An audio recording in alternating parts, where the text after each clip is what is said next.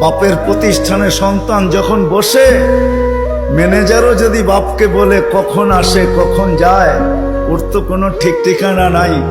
বাপ এক দুই দিন শুনে, হয়তো তৃতীয় দিন বলে তোরা তো মাথা ব্যথা কেন, প্রতিষ্ঠান তো আমার, ছেলেও আমার, কখন আসলো কখন গেল এটা নিয়ে তোর মাথা ব্যথা কি? ঠিক না? সত্য তো? হ্যাঁ সত্য তো? বুঝাইতে পারলাম? এটাকে বাংলায় কি বলে?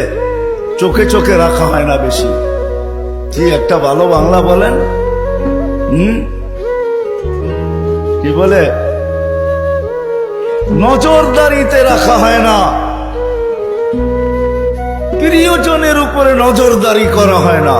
কখন আসলো কখন গেল, ক্যাশ থেকে কি নিল কি রাখলো, বাবা বলে নিল তো আমার ছেলেই নিচ্ছে, অন্য কেউ তো নেয় নাই।